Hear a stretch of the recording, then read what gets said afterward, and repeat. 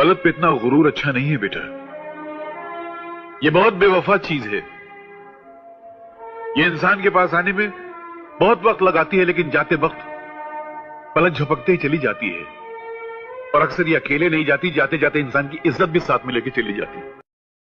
अपने रिकॉर्ड करके कादर खान साहब डायलॉग कैसे बोलना है, डायलॉग को बोल के भेजते थे, इस डायलॉग को ऐसे बोलना है। बच्चन साहब सुन के फिर वो भेजते थे, कहते कादर साहब ठीक है, ये बच्चन साहब ऐसे नहीं बने हैं। वो आज भी बंदे वो कहते हैं मैं सीख रहा हूँ यार, सीख रहा हूँ।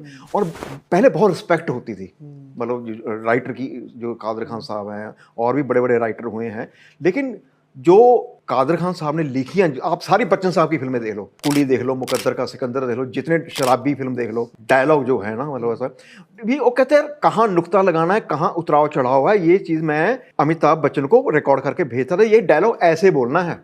And then came into my life Mr. Kader Khan, lovely man.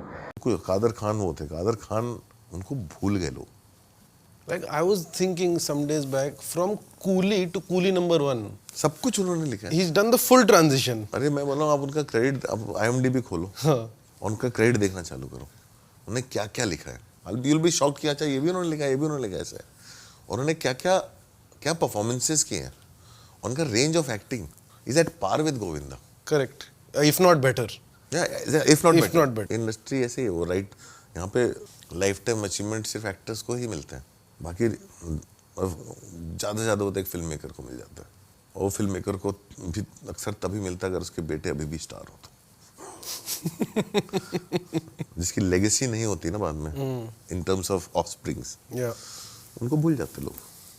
Just like that. Kader भाई के बारे में ये बात बहुत कम लोग जानते हैं कि जितने अच्छे वो अभिनेता थे, उससे कहीं बेहतरीन वो लेखक थे। उनके बारे में कम बात होती है बहुत। Very sad. उनका एक हैबिट रहा कि उर्दू में लिखते थे। अच्छा। ऑन द सेट्स कुछ ना कुछ लिखते रहते थे हमेशा। उन्होंने बहुत अच्छी अच्छी स्टोरी सुनाई। बाद में जॉनी लीवर असरानी साहब बोलते थे कादर भाई लिखते थे, और हीरोज को, अमिताभ बच्चन हो, जिनको भी, सबको स्क्रिप्ट जब पहुंच जाती थी उस टाइम हैंड रिटन, तो लोग फोन करके बोलते थे इसको रिकॉर्ड करके भेज सकते हैं क्या। रिकॉर्ड करते थे, डायलॉग डिलीवरी कैसे करनी है, और इन सब एक्टरों के पास चला जाता था।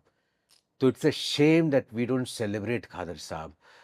Kader Khan sahab one of the finest comedians, actor, writers. जब उनके साथ ये हो सकता है कि लोग इतनी आसानी से भूल सकते हैं इंडस्ट्री वाले, तो मैं कौन हूँ।